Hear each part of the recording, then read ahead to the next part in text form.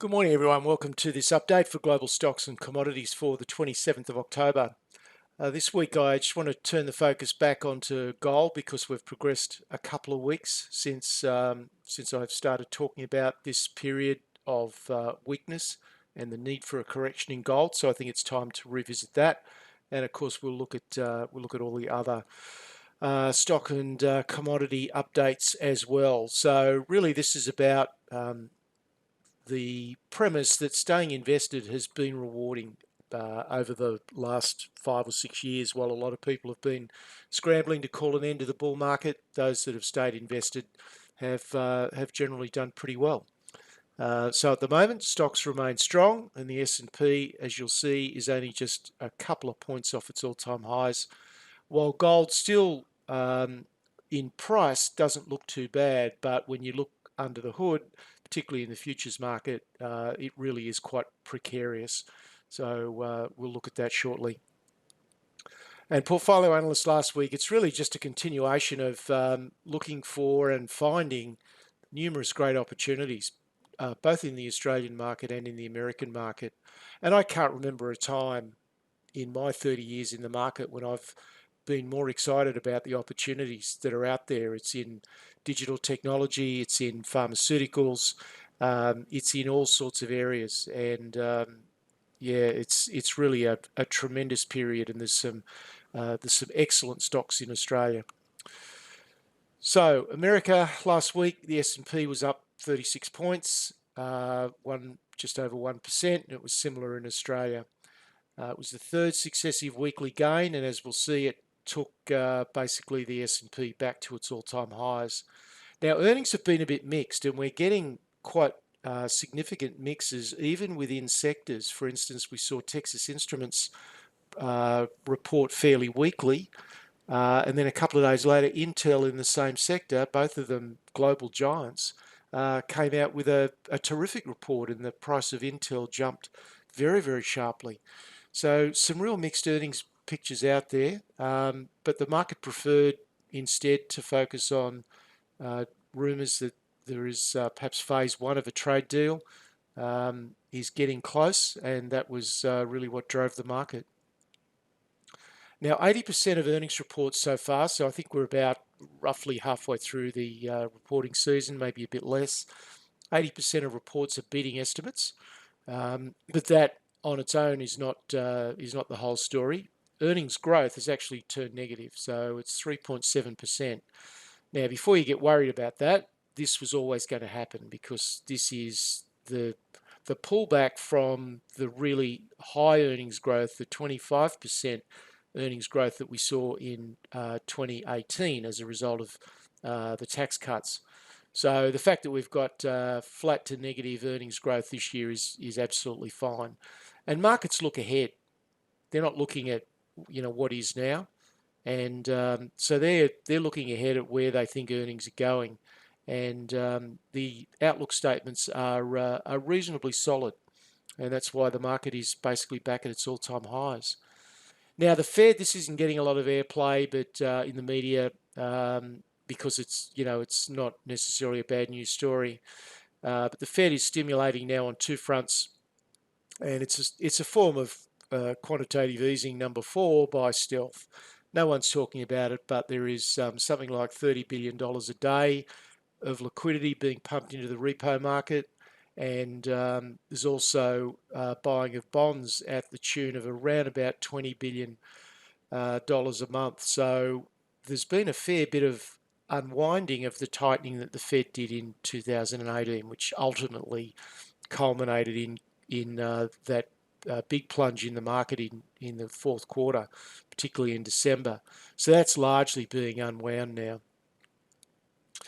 Market breadth is still pretty good. The advanced decline line is setting new highs, so it continues to support the rally. This is not a rally that is based around some of the major stocks that are just driving the indexes. It's quite broad-based, so that's a very good sign. Now, the US dollar had a pretty negative week last week, but turned around in the week just gone and was up almost back to 98. and the 10-year yield was up very slightly at 1.79%. So let's take a look at some of the relevant charts. So this is the S&P. You can see we've continued to form higher lows from here up to here, and now to here. So it looks, at the moment, you'd have to say that the path of least resistance is up, and that the most likely break is to the upside, not to the downside, with this sort of formation in play. So, don't fight against it. Don't look for reasons for it to be different because the media is telling you that it should be different.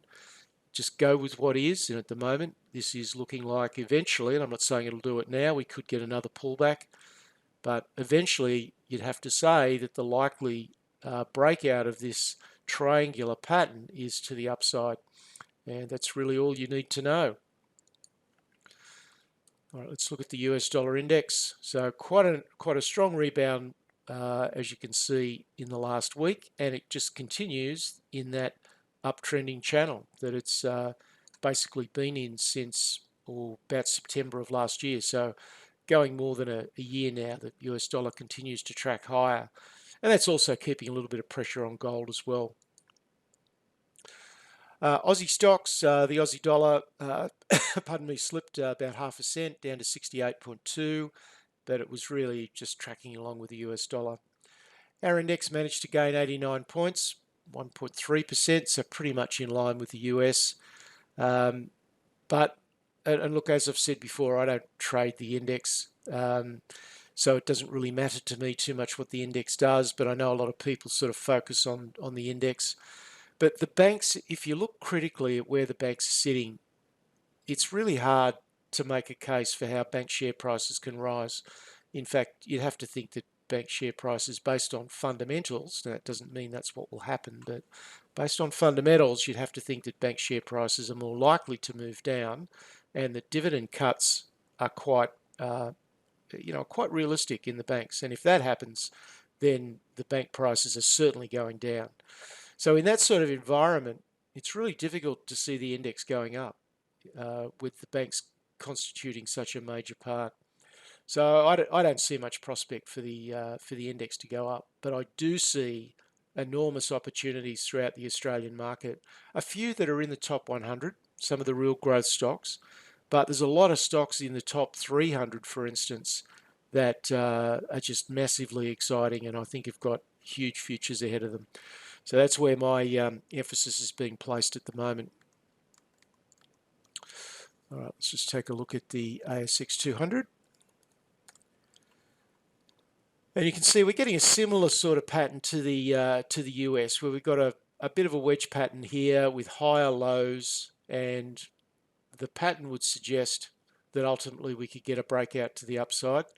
But we're going to have to see some real strength in the non-banks, I think, for that to occur. All right, let's look at the Australian dollar. So we're still in downtrend quite clearly. The 200-day, the red line, is still heading down. We're still below it. Haven't even been able to get back up to touch it.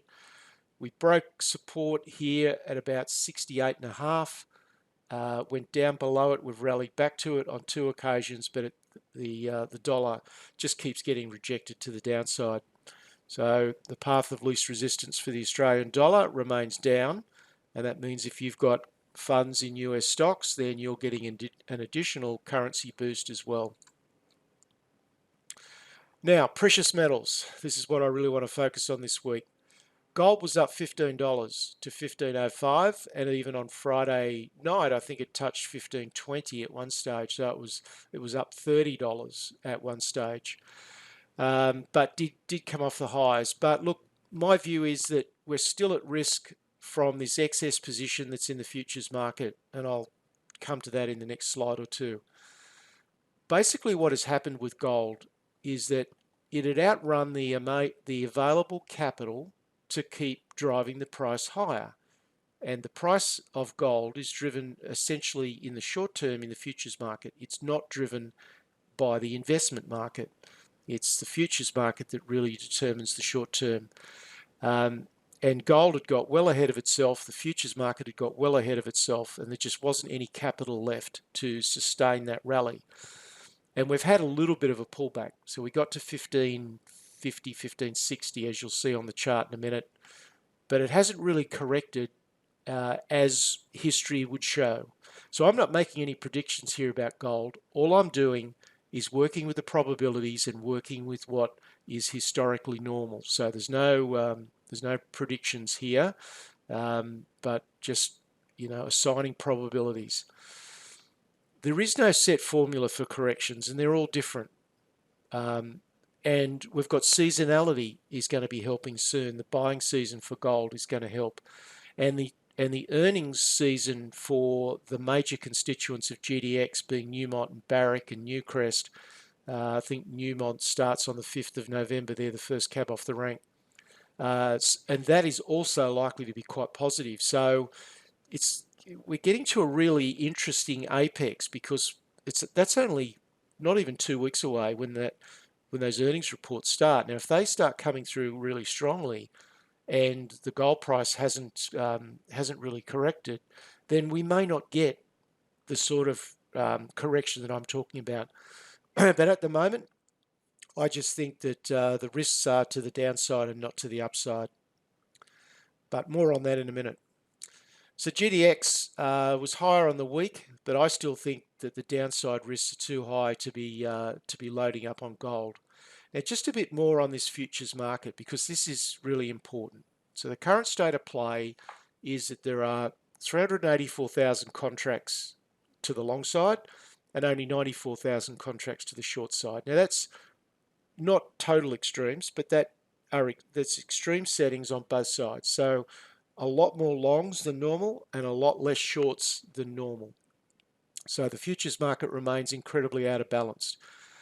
And the danger is that because of the high leverage that's being used, somewhere around 25 times, that they can have a massive impact for a small amount of capital.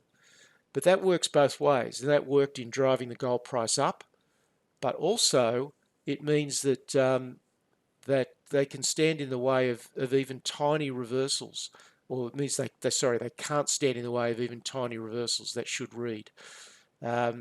Because when you're using 25 times leverage, if the market goes down by 4%, then you've wiped out your capital. So it doesn't take much. Now, there may not be a trigger before the 5th of November, but if there is a trigger that gets a bit of selling in the futures market, then it's going to cascade very, very quickly because of what is on that top line, that extreme number of contracts to the long side and the extreme few contracts to the short side. It's just way out of balance. So what it means for us, in my view, is that in the short term, there is little scope for gold to go higher, but there is significant scope for gold to go lower to restore that balance in the futures market. So from a purely risk-reward point of view, the risks are to the downside. Now, as I said before, there's no guarantee that the speculative futures market will take fright. But if they do, then that is going to unwind very, very sharply indeed because of all the leverage. So I just see this as a very dangerous setup right now. The probabilities are against it. I'm not saying you shouldn't have gold stock exposure, because it also serves as a currency hedge, and it also serves as a hedge against stock market upheaval if something were to happen. But I wouldn't be really heavy in gold at the moment. So again, just to sort of finalise on this, the last time that the futures were at this extreme, so many longs and so few shorts, was at the middle of 2016. Gold had just run up very, very strongly. GDX had gone up by about 130%. At that time, the futures market started unwinding. Gold fell 17%. GDX fell 40% over 5 months. So that is the downside potential if things start to unwind in the futures market. So just so that you have an understanding of how nasty this could get in the short term. So a decent correction remains the high probability. But I'm still very, very much of the view, I'm very bullish on gold on the medium to longer term. We just need to get this correction out of the way to restore an attractive reward for risk. Okay, so let's look at the gold market. So look first of all at gold on a daily chart. So it's really just been paddling sideways here, and we're in this range between 1450 and call it 1550. So $100 range. And if we look at it on a weekly chart, you can see that we are still in this correction phase. It's got a little bit of a downward slope to it, but it's inside a very strongly upsloping trend. So that's the dilemma of where we are, and I think just for the next few weeks, I think it's worthwhile just sitting back and watching and waiting on the gold market. All right, turning to other commodities, copper up a little bit, and really just went against the currency trend because the US dollar was also up. Crude oil was higher, 56.63 as inventories. That should read as inventories fell. So inventories went down and the crude oil price went up. And as I've been saying now for some time, it just remains a pretty difficult sector to negotiate. I don't have a really good feel for what's driving the crude oil price, and it's quite unpredictable. So I just find it a sector that I prefer to stay out of. Okay, spot copper, as you can see, we recovered there a little bit. And we haven't looked at the copper inventory for some time, and helped by the fact that the inventory has come back a little bit from the highs that we saw in August. Spot nickel hasn't really done a great deal, but it's obviously consolidating at quite a high level. And the reason that I'm showing these is because I know that people do have an interest in trading Australian copper and nickel stocks. And if you look at nickel, probably Western Areas is probably one of the better ones of the Australian nickel stocks. And you can see that that we're heading back towards the top of a long-term range. So Western Areas certainly looking a lot more solid now that the nickel price has recovered. So to wrap it up, you've just got to ignore the gloom and doom people out there that keep saying, and they've been saying it for year after year, that the bull market must end and that recessions must come, and everybody seems to be looking for reasons why the US is going to tip into recession, but it just steadfastly refuses to do so. So you just got to ignore all that stuff because they've just been wrong time and time again. My overwhelming advice is to look for the stocks that can rise substantially, and there are many of them. So rather than worrying about what might happen, just focus on what is highly likely to go up, and the primary trend is up. So that's going to help those stocks as well.